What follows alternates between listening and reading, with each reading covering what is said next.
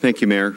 At your last meeting, the council had asked that Sergeant Canoyer, our resident state trooper supervisor, present to the council just to come and talk about how we've responded to recent off-campus parties and other issues this past semester. So Sergeant Canoyer is certainly prepared to do that. He's got some good statistics over the last 3 or 4 years that will help demonstrate the progress we've made.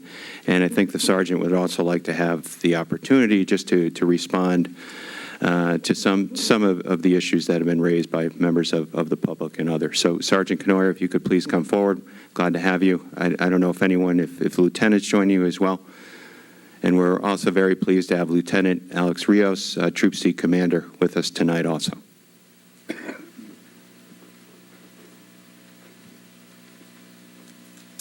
Welcome, Sergeant. Welcome, Lieutenant. And gentlemen, that mic, as Rich knows, is a little tricky. You need to speak right into it.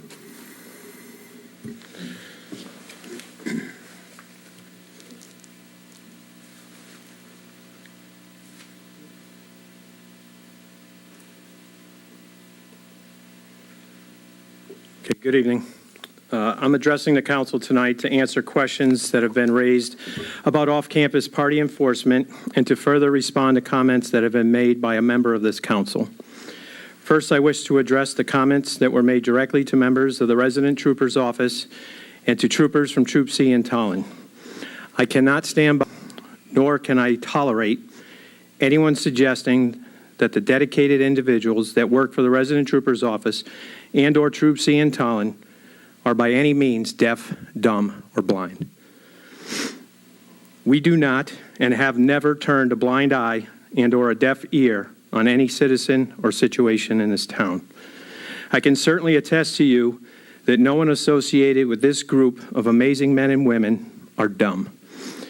As for the enforcement of off-campus parties, I'd like to explain how we do things and why, and then I can turn to the handouts that I have prepared for you.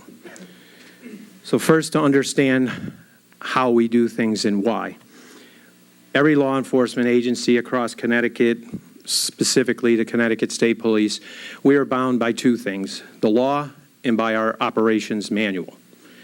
With the Connecticut State Police, our policies pretty much mirror the law, so there's not a lot of variance within our policies and state law. The word shall shows up very, very limited times in the law. So when we talk about a scenario 20 years ago, a domestic violence scenario, troopers show up and the woman says, listen, she's just shoveled, maybe has a cut over her eye or something. She says, listen, my husband had a bad day. It shouldn't have happened. It won't happen again. Troopers had discretion. If they felt they could separate them and the man went one way, the woman went the other, cooler heads would prevail. They had that discretion. But over time, the law said that this is too serious of a situation, and it now changed the word to shall. So when you hear the word shall, the troopers have no discretion, and in that, they shall, when there's probable cause that exists, troopers shall make an arrest, regardless if the victim, complainant, is cooperative. That is the way that some of the laws. If we pertain this or we bring this over to what we do here in Mansfield, specifically to off-campus parties, there is no statute that says we shall. So we have a tool belt full of tools as resident troopers, as troopers, and those tools allow us to go from verbal warnings, written warnings, civil citations, we can do state citations, and if it leads up to probable cause for an arrest, we can also effect an arrest. So with that, I use a couple examples. 55 Echo Road, December 23rd, 2016. I think we're all very familiar with that date. I think we're all very familiar with that scenario. On that given date and time, it has been said over and over and over that the state troopers did nothing. It's not true. Connecticut State Troopers showed up on scene. They issued what they believed was an order that would gain compliance. There's a trooper in this room that went to that party. That trooper gave that warning and said, adhere to my warning. If we come back, okay, there's going to be other consequences. Unfortunately, the warning didn't work. So they came back, they did break up the party, they did issue tickets, the students' names were referred to community standards over at UConn, the landlord was notified. I have no control of the fact that the landlord was unresponsive, okay? I have conceded and continue to concede that could we have handled that situation differently? Maybe. I wasn't there. I'm not here to second guess my guys. They're very well trained. They know what they're doing. Sometimes you give a warning. Sometimes you don't. I think the straw that broke the camel's back maybe as recently as last week, or last meeting, was 288 Maple Road. It was reported that there was a party. It was reported there was 100 people there. I was there. There was not 100, falsely reported. 35 people tops. It was reported that somebody was carried from the party because they were too drunk to walk. Falsely reported. I was there. I spoke to the girl that was carried. She was being carried by her boyfriend. In a flirtatious manner, they were laughing and giggling and having a good time. The party was then said, well, the police did nothing because there's no citations. That's, again, falsely reported. The individual that hosted the party, his name, along the narrative in which we saw, was referred to community standards at UConn. It's up to UConn's Community Standards Division to decide if that person violated their student code of conduct. That's not for me to do. In this case here, we as troopers, me specifically, chose to use a verbal warning because I know the landlord. And the only reason I know this landlord is because last year I got knowledge that there was going to be a party at his house. So I went on the computer and I was able to find out who the landlord was, a local resident, a businessman, a doctor, and by all intents and purposes, a great guy. He responded by saying, don't worry, I'll talk to them. No party ever occurred. On this occasion here, a party occurred. It wasn't the end-all, be-all. It wasn't a 2,000-person party. And I knew, once I had talked to him, that he would respond in a positive manner. And in this case, I talked to him. He responded in a positive manner. And he told me, you don't have to worry. Now, granted, it's the end of the year, but he told me I would have no more worries about that property. Responsive, good landlord. So these are just some examples and the how and the why we do things. If I were to tell you that if anyone in this room can tell me anytime our preservation group or any citizen said that a trooper showed up and did absolutely nothing, then I should know about that because that's a supervisory situation that I need to deal with. If they say a trooper came and gave a verbal warning, ask yourselves in this room, have any of you ever been pulled over? Have any of you ever received a verbal warning? All the troopers trying to do, any law enforcement officers trying to do, is gain compliance. If I pulled over the lieutenant and I felt a verbal warning would be enough to gain compliance, I think that's enough, then that's my discretion. I could be wrong, but I have to base it on a totality of situations. Motor vehicle history, attitude, time of day, situation. All these things are being evaluated. An investigation is going on. So if we want to turn to the sheets now, I will break down in the best way I can the council should have received. This is the packet. I'm sorry, Rich. And I have an additional paper that didn't make it in the packet. Okay, we can distribute those. So the front page reads nuisance citations 2014 through 2017. Everyone should have one.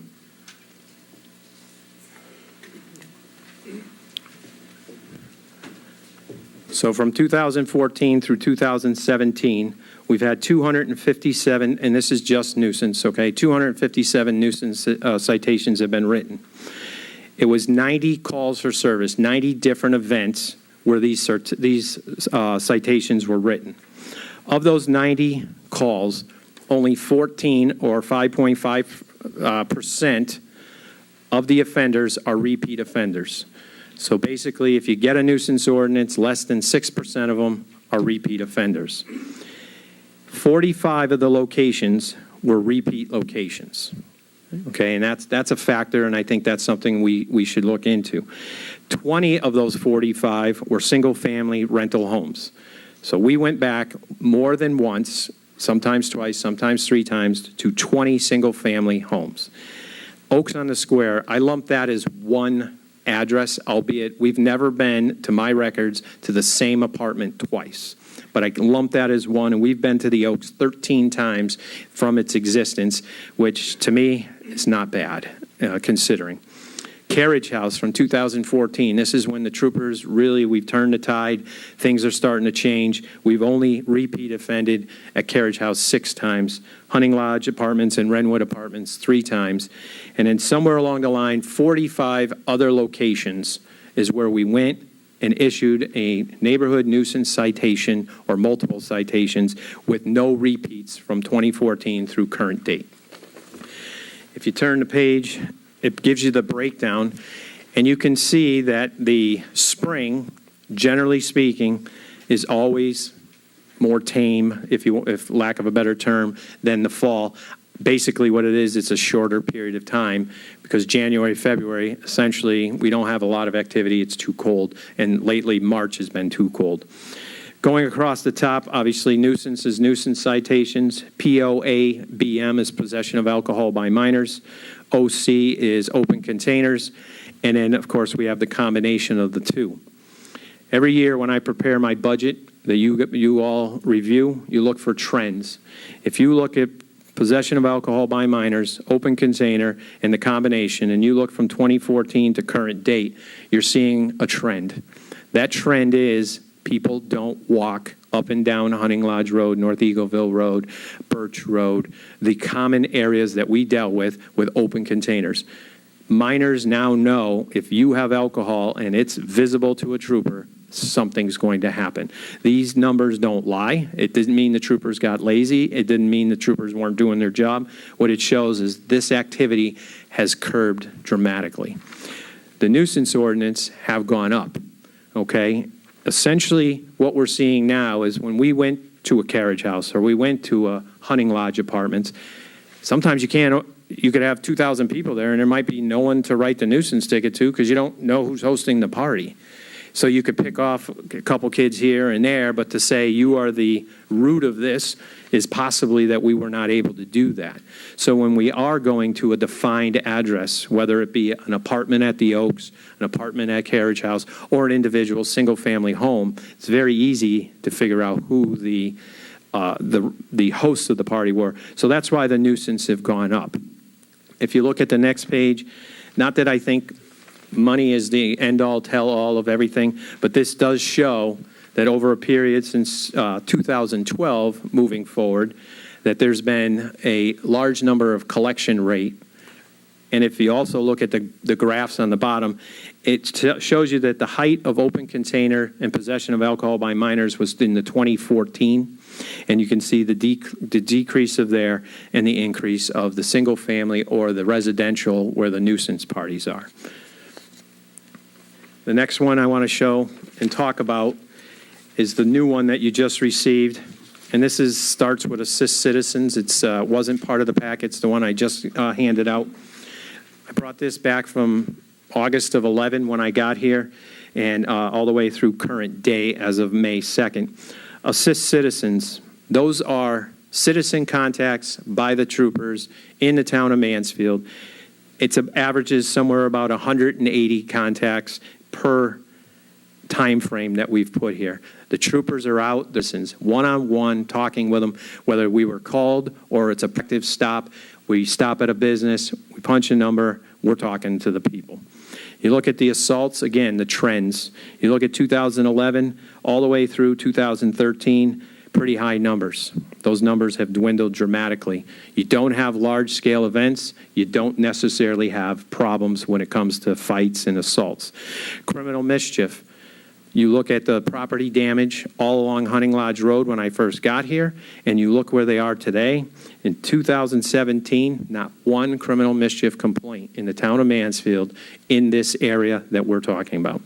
Disturbances, that's when you call, you get the call, there's a party, there's a problem.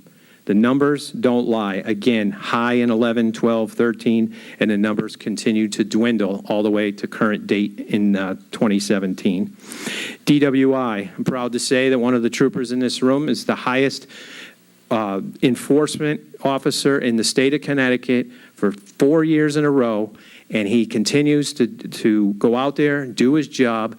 We've had, since 2011, since I've been here, 3 motor vehicle fatal accidents, and of those 3, none of them are UConn student-related in the town of Mansfield. His enforcement efforts have gone down, not because of effort, but because the kids, the word is out. They know if you drink, you drive, you're going to get caught in the town of Mansfield. We basically should probably get some, kickback to Uber and Lyft and so forth, because if it wasn't for our efforts, I think we may still have a lot of this drinking and driving. But this is really a credit to what the guys do. And then we look at patrol checks. That is the root of what everybody wants these troopers to do. They want us in these neighborhoods. They want us out there checking buildings. They want us talking to people. Well, back in 2011, 681, 644, 680, those numbers, albeit sound pretty good, they're very low compared to today's. You're over almost 1,200 in August of 15, and in this past August, we had a 935 patrol checks. That means the guys are out, they're checking the neighborhoods, they're out there, they're visible. This only tells a part of the story. So if you go to the next page, you will now look that our troopers are not one-dimensional, that the troopers are multi-dimensional. Not only are they in the neighborhoods doing party patrol, so to speak, we're averaging well over 100 motor vehicle accidents in each quarter, or each one of these. That's the last page of what I just handed out. Motor vehicle accidents. I didn't get it. Over 100 accidents that they're investigating. Some of them are complex. Some of them require follow-ups. Criminal investigations. August through December of 2014, 264 criminal investigations. Ask the guys sitting behind me, criminal investigation is not something you just walk in, say hi, and leave. These are time-consuming. These troopers are busy, and they're doing their job. Traffic citations. Out there, the motoring public knows that the troopers are out there. We're enforcing the motor vehicle laws to the tune, you're looking over 1,000 every one of these these breakouts that I put out, over 1,000 citations. And then to show you that they don't write a citation to every single person, there are traffic warnings, okay? On top of that, I'd like to also, which I'm not comfortable generally speaking, but I will tell you what other things that we do in this office that I find to just be my job and part of what we do, but I think it's important that people understand. As far as community policing, I sit on an IRT, Incident Response Team Committee. When I can't make it, troopers from my office sit in for me. This is when we sit and we collaborate with the University of Connecticut. We sit there and we talk about issues, ongoing issues. This is where I learn some intel. This is where I can find out what may or may not be occurring. I find out schedules and agendas that are going on campus, which could affect us off campus. Fraternity Man Conference. I personally, for 2 years in a row, have sat at the Fraternity Man Conference with over 600 fraternity members, and I pled our case as a town. I pled quality of life. I talked about our neighborhood nuisance program. I talked about how the amenities that this town offers. I bragged about our downtown. We talk about meetings with the IFC president. This one student has reached out to every fraternity member. I met with him Thursday before spring weekend. I knew everything that was going to go on with every fraternity before the weekend.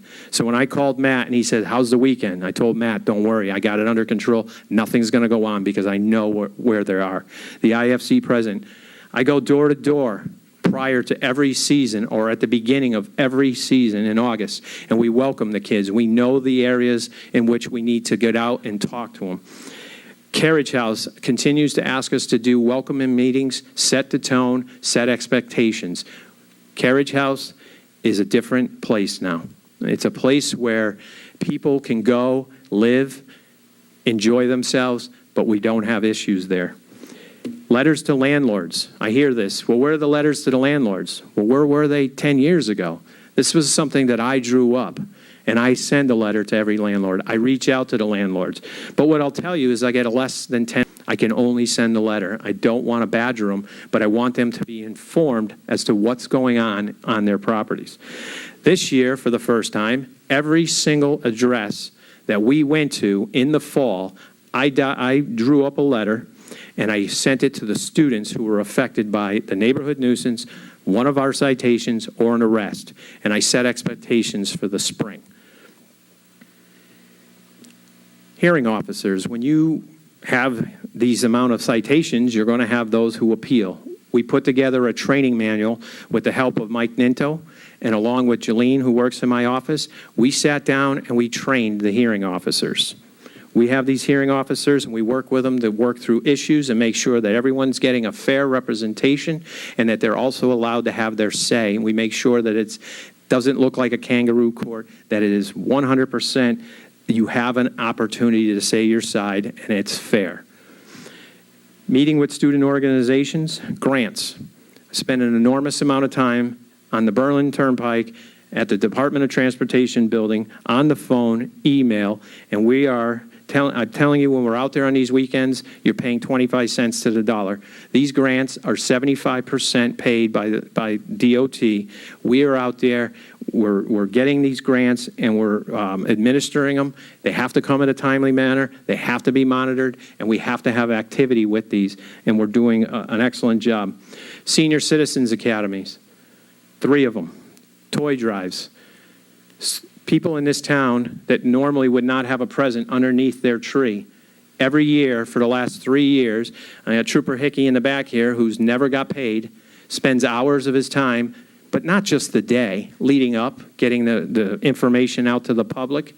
They're out there, they're volunteering, and this is one of the busiest holiday weekends, and they're giving it up, and I'll tell you, he has young kids. He could be out shopping for his own. And he's out there, and he's doing it as a volunteer for the people of Mansfield. Our schools, safety drills, safety meetings. These schools, we had to go through a school life balance and all this, and we went through a lot after Sandy Hook, and we've come to this resolve now where I think we've met that perfect balance where I feel the kids while they're in school are safe, but I also feel it's still a learning environment. I learned a lot from our teachers, our principals, and the superintendents. Just recently on Dr. Seuss's birthday, Trooper Strogoff's here with me. We went and sat. We had kids sitting on our laps, and we read stories to them. The DARE program. We just had Trooper Woodward promoted to Sergeant Woodward, and now I have a Trooper Strogoff, who has stepped up and said he wants to be the next DARE officer. In Sergeant Woodward's absence, I had a trooper from our academy, Trooper Morales, who lives in Mansfield, and said, I want to do the DARE program this year because we couldn't get the training for Trooper Strogoff in time. So our DARE program, alive and well. I work with parents, teachers, and administrators at the middle school, high school, and elementary school. I teach some classes along with some of the troopers. We teach classes at E.O. Smith High School. As was mentioned earlier tonight, I just sat on a panel for a symposium, and we talked about some tough issues. But I sat in front of 1,000 high school kids. They saw this uniform, and they saw a human being, somebody who was out there and telling them and talking to this community. We meet with, believe it or not, the preservation group.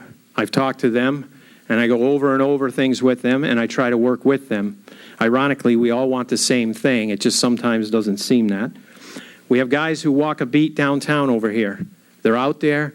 We know 80% of the business. I know about 80%. These guys probably know 100% of the business owners by first name. We're out there and we see these guys, these working people. We know them and they know us. We meet and greet. We foster a very good working relationship with the University of Connecticut Police Department, and we also have an excellent relationship with UConn Off-Campus Director's Office and with UConn's Community Standards Division. So in closing, I know I've thrown a lot of information your way, and I'm sure it's going to take some time to fully understand what these numbers represent. But what I'd like to restate is that I feel we've made really good progress, that things are much better than they were 6 years ago, but there's still a lot of work to be done. I understand that there are problems in our neighborhoods, but we have to understand with a transient population coupled with the age group that we commonly deal with, this issue may never fully go away. But I think if we work together, we can continue to make a difference and enhance the quality of life for every member in this community. Lastly, I'd like to reassure you that members of the Mansfield Resident Trooper's Office, troopers from Troop C in Tallinn, and the Connecticut State Police as a whole are dedicated to serving this community. And for as long as I'm here as the Resident Trooper Sergeant, I will assure you that we will never turn a blind eye or a deaf ear to this community. Lieutenant. I'd like to